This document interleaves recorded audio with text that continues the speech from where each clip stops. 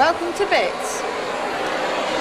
On tonight's show, we're exhuming Lady Lara once again as we take a peek at her crafty adventure, Tomb Raider Chronicles. We get all grunty with a not-so-bitchy Dynasty Warriors 2. And we've been developing our very own ultimate video gaming peripheral, which we'll be revealing at the end of the show. Brian, are you ready? Yeah. Okay. But first, here's Boof with the latest Bond incarnation, The World Is Not Enough. The world is not enough, but hopefully the game might come close. Set to wipe clean those painful memories of Tomorrow Never Dies. This time, every gun, gizmo and girly is mixed together in a perfectly shaken, not stirred cocktail. But remember, you have a license to kill. Use it. One thing though, Bond, don't let your Johnson do all the talking for you. You can shoot your load as often as required, as long as you never miss. The World Is Not Enough, otherwise known as Twine to budding spy-hards with no time for chin-wagging, is putting you back into the shoes of the one and only James Bond. GoldenEye on the N64 has yet to be beaten as a definitive Bond experience. Tomorrow Never Dies went third person but failed miserably. Consequently, developers Black Ops let out a muffled and started all over again with Twine on the PlayStation. Eurocom are developing the game for the N64, and for gamers gagging for a bit of menage a four multiplayer action, head for the Nintendo version, because the PlayStation's got nout. He loves me not. He loves me, Oh! The game follows the plot of the film closely, thanks to the MGM license and superb cutscenes, including the famous Millennium Dome boat chase, stoke up those drama stakes and take you across the oceans from Spain to London to Eastern Europe. Well, he always was a cunning linguist. It's the guns and gizmos that get us going, and the emphasis here is definitely on ruthless shooting and heavy weaponry. Of course, certain missions require you to go unarmed, which can leave you feeling a little naked. But with a wink to Q, this should pose no problem. Along with your cell phone for scanning data, night vision goggles, X-ray glasses, a safecracker, keypad decryptor, pen grenade, and bomb diffuser among the many toys of the spy trade, this looks like a finely tuned game. Its medley of guns and gadgets are cleverly woven into the plot to vary the gameplay. Being alert at all times will get you far. In the skiing level, Bond effortlessly juggles his plethora of weaponry. Parachutists need sniping, while oncoming helicopters need rocket launching, while you need to look sexy. Hard work. This game looks like one suave, smug son of a gun, so grab yourself the nearest babe, slip into that smooth, sharp suit, cock your eyebrow and utter those magical, magical words. The name's Bond. James Bond. And just because we love you and we love James Bond, here's a little teaser to wet your lips with. It's 007 Racing. Mwah. The concept, simple. The potential, jaw-dropping. Take the best bit out of a Bond film, the cool cars, and ram them onto one of the most popular and accessible genres around, driving games. Next up, Emily and Alex take a look at what's hot in the world of gaming. The PlayStation 2 was launched on Friday in the UK to rapturous silence, and then the crying began. Sony's new Super Console caused a few tears to be shed when it became apparent that the many of you who placed your 25 quid on the local game shop counter to place your order for the next generation beast would have to go away empty-handed and broken-hearted. The Uber Corporation underprovided the UK with the machine, claiming that things like the Tracy Island toy set and other electronic wonders of the Western world had usurped the high-end microchip that causes things like Tekken and Ridge Racer to play. The PlayStation 2's not had much success in other markets around the world either. The US is still slinging mud at Sony for delivering 500,000 fewer consoles than expected when it launched in October. But the publicity machine still rolls on in the highest possible taste. Even schlock jock Howard Stern is gaining the extra few shekels for plugging the thing on his radio show. If you're nice, he'll even give you one. But we expect you'll have to do something appropriately idiotic, like fart his name or eat a bowl full of toenail clippings before he'll part with them. Tasteful, really. But if you're one of the lucky few to get your hot little mitts on a PlayStation 2, then you might want to consider selling it on for an extortionate amount of money. Taking your cue from some entrepreneurial Yanks, why not go online and auction it off to the highest bidder? One University of Florida student got rid of his and made $1,500. Another rumour floating around is that another septic actually sold the website address, which had the Super Console in stock, for $600. And even Sega are getting in on the PlayStation 2 backlash. Apparently, the Dreamcast has already outsold all of its previous records, which makes it now the #1 selling console on the planet. Oh, time now for Alex to get her kit off in Dynasty Warriors 2. Wow! The original Dynasty Warriors was a simple, sloppy, slapdash beat-em-up in the PlayStation with none of the finesse or the painstaking attention to detail of the kung fu movies it was based on. But they've added some plot and Fiddled with the vocal track. dishing up a steaming order of fast-as-lightning Hong Kong Fooey is Dynasty Warriors number 2.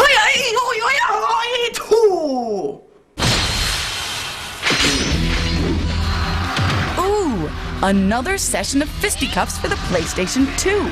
Dynasty Warriors 2 doesn't offer the finesse of Tekken nor the drive to succeed found in something like Time Splitters, but it does have a couple of little gems to pad out your Sunday afternoon dim sum.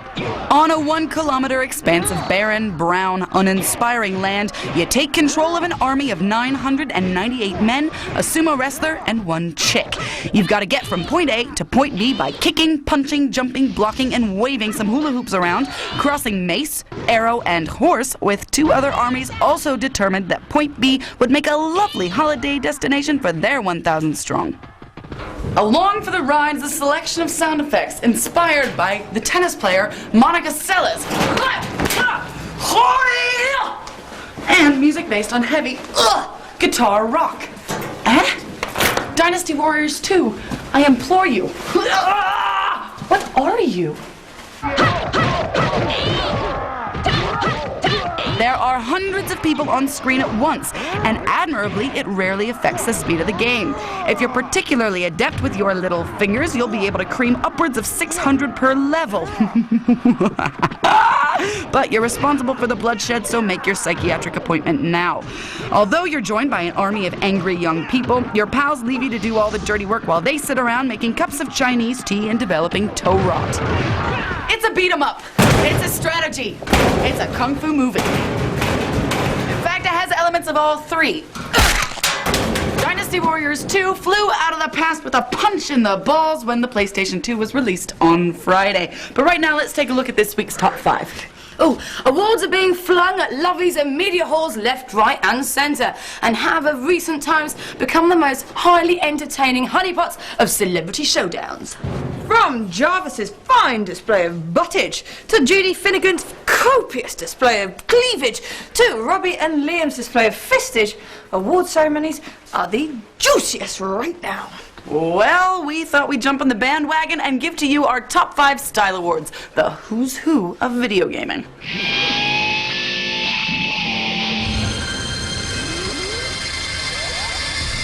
First up, the award for Best Vehicle goes to Wipeout on the PlayStation. It may not have any wheels, but hey, it hovers. You can drop mines. You can speed without getting a ticket. It goes really, really fast, and it looks cool. Now, Style Awards would be incomplete without a little wallpaper. So the winner of Best Interior Design is Hitman on the PC. Every detail is beautifully ingrained, from the velveteen drapes to the glowing chandelier through to the Art Deco style padded elevator. Changing rooms eat your heart out. And where would Bond be without Q, Michael without Kit, Doctor Who without K9? Behind every hero, there's a wee gadget helping him along the way. This award is for Most Excellent Gizmo. It's the Netrium battery-powered rollerblades and jet set radio. Steamy enough to grind your way through the urban jungle with complete control. Totally rad, dude. The award for the best threads, the sharpest dresser, goes to none other than that chubby little fella with the pauntache and dungarees. Mario? Dungarees are on the cards for a comeback. Worryingly, we've reached that stage where the late 80s stroke early 90s infectious screeching of acid are upon us once again, apparently. According to Ems, anyway. You gotta do what? I gotta believe! And finally, the Bits Award for the best overall style guru goes to the virtual version of the real world's badly drawn boy. This time, he's a badly drawn dog, also with a tea cozy on his head. The one, the only, superfly hip-hop pup, Parappa the Rapper. He Simon Says his way into our hearts and onto our PlayStations when he uttered those poetic words of wisdom. Kick, punch, block, it's all in the mind. Aye, wicked! And now it's time for Geek Watch, an update on our search for the UK's #1 big dork. We've had hundreds of entries from potential spots, but we don't want no more. The nomination period is over. If you still want to make a difference, then hit our Geek Watch page to peruse the final ballot. And there you can vote for your favorite geek. The winner will receive a large gaming PC, but there's only 1 week left. After that, we're going to tally up all your entries and crown Mr. or Mrs. Geek UK. You can also head over to our Geek Gallery, filled with the young hopefuls who don't have a chance of winning, but who we think should be made an example of anyway. We do have news of one of our featured do-fi, however. You may remember the Gummy Wonder, also known as Toothless, when we featured him on the show a couple of weeks back. Well, this is what he says. Dear Us, I just want to thank you so much for putting my toothless picture up on your Geek Watch map, and I was hoping that, if at all possible, you could rectify the mistake that I made on my entry form. When I said I didn't have a girlfriend, I was only writing that to make me sound sad and geeky. I do have a girlfriend, and I have been with her for over 1.5 years now, and she isn't talking to me because I have broadcast to the world that I'm single. She's seriously thinking of leaving me for someone else because she thinks that I want to be single. Please help me. Pa! You'll get no sympathy here, son. Yeah, nice try, Toothless, but it doesn't wash with us. You still smell like a liar.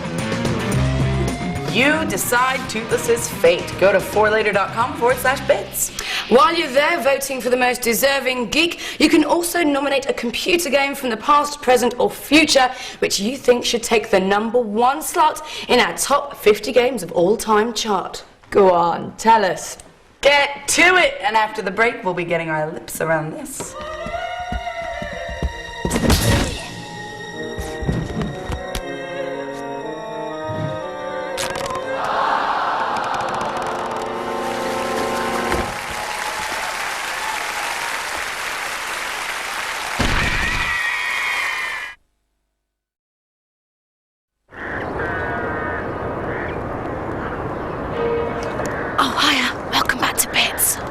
Coming up in part 2, we'll be digging up some of the best buys in this week's shop shelf. But first, Emily gets her fingers dirty with Lara Croft in Tomb Raider Chronicles.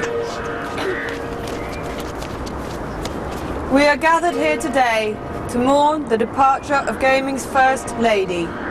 She was a nubile wench with a fly set of moves, and will be greatly missed by the millions who enjoyed playing with and over her. Fortunately, she will not miss her customary Christmas outing, as developers Core have kindly kept her memory alive with a new game, Tomb Raider Chronicles.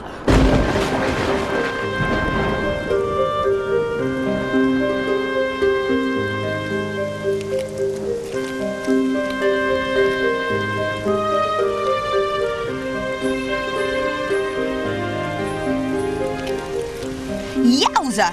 Lara dead? I know Alex has been sticking pins into an effigy, but can this really be? Previously seen being buried under Egyptian rubble in the last revelation and in the absence of a body, we must sadly assume that Ms. Croft has passed away.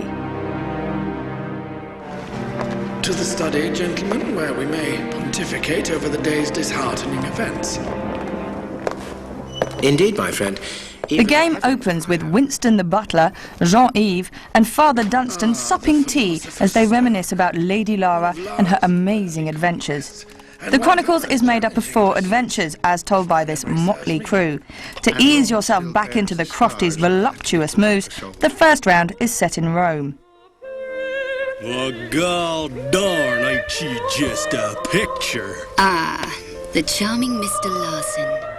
This is typical Tomb Raider action. Elegant surroundings with a plethora of levers to push and pull, buildings to climb, and of course the obligatory keys to find. 2 of Lara's old friends have returned. Comedy duo Pierre and Larson, with their usual bullet-dodging action. Next up, Lara puts on a new camo outfit and delves into the murky world of a German U-boat base. Action-packed from the start, you'll have to be an accomplished mover and shaker to get past the first level. The plinth inscription warns of vengeance on those who remove it. If young Lara pulled your heartstrings and caused you to pull other things too, you'll be pleased to know that the third adventure also features the Bambina. She has snuck onto the Black Isle, unarmed and intent on exploration, facing ghosts and ghouls and relying entirely on her mental powers and lithe little body. The last adventure is told by Von Croy himself. How he must have laughed remembering back to Lara breaking into his ultra-high-tech building to steal all his stuff. Cheeky little minx. Ho, ho, ho. You have to hand it to the developers, though. They realised that bringing out another expansion pack style game would ultimately destroy their most profitable brand. Something had to snap, and it looks like it was Lara's neck. But was it? Would Core really kill off their biggest cash cow just as a film went into production? Highly unlikely. In fact, Lara's adventures do continue on the next-gen consoles. Apparently, being stuck under some ancient rubble has given her pause for thought. Lara will reappear in a new incarnation with a darker and decidedly more mature feel. Does this mean that she'll lose her memory and become a cheap tart, touting her not inconsiderable curves around Egypt to survive? She might even awake from this horrific dream and find herself next to Bobby Ewing. The possibilities are endless.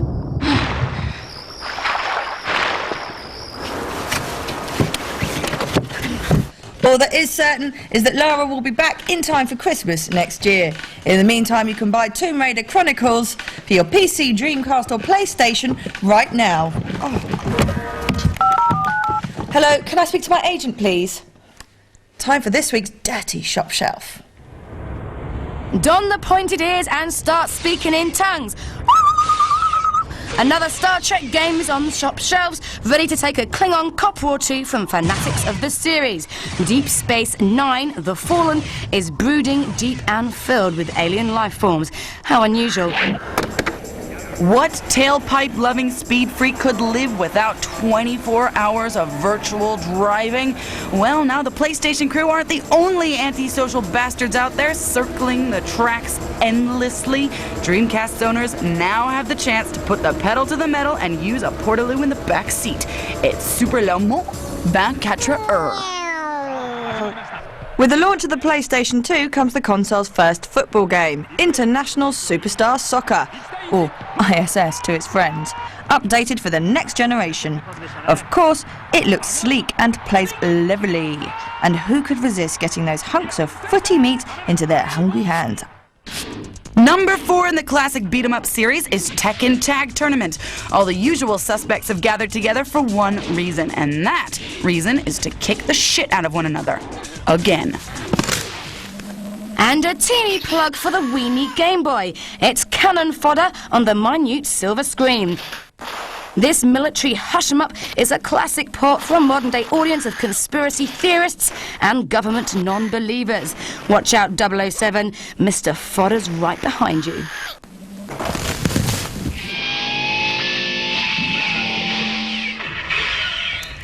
Are you finding your gaming experience less than fulfilling? Oh boring. And want something a little bit more immersive? Yes, please. But don't want to shove yourself into a virtual bodysuit for fear that people will think you're a perv? Well, this is the answer to your wildest dreams. For over a year, we've been testing and doing the market research, and we've created the ultimate peripheral masterpiece for your pleasure. It does it all, so plug in and strap on with the machine. Testing the machine for the first time is our human lab rat, Brian. So what has this baby got to offer? Well, Brian, when an addictive game takes control of your life, bodily functions take a back seat. Your stomach is growling, your buttocks are aching, and your tongue is getting fluffier by the second, but you just can't tear yourself away. What to do? Well, we've designed this ergonomic cup holder for easy access oral refreshment, this fantastically handy telephone for instant pizza ordering, and of course, this handy sanitary device for all your bodily emissions. Okay, shooting games, lots of blood and carnage, but somehow you never feel completely involved. Pourquoi? No pain, no gain. So we've concocted the ultimate shotgun simulator. We've got electrodes that emit shocks when you take a hit, some blood for realism, and of course, some goo for games from outer space. Next up is our meteorological enhancer. To really submerge yourself in a game, you need to feel the elements. To that end, we've created a series of artificial weather conditions that will really blow your socks off. We've got rain, wind, and snow. Making sure you really feel at one with nature. Driving games, all too easy to feel like you're taking a Sunday stroll through a virtual world. No more. It's time to get real with the rallies with this ultra-authentic, stagnant mudslinger.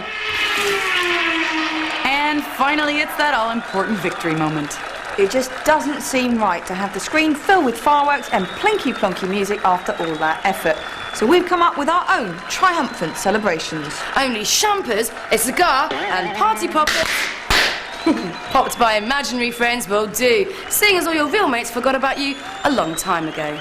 So there you have it, the ultimate gaming peripheral for all your wants. You need never get off your couch again or interact with the human race. Remember though, sitting in one place for prolonged periods may lead to piles, bed sores, and an arse like an airbag. But it's time now for the competition. So, what's on offer tonight then, Emily? Well, Booth, tonight you can win a year's free subscription to the magazine PC Zone, and that's for 25 lucky winners. All you have to do is answer this ridiculously random question.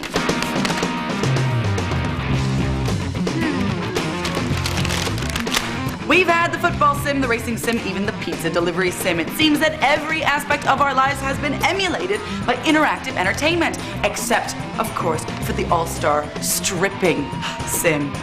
Oh yes.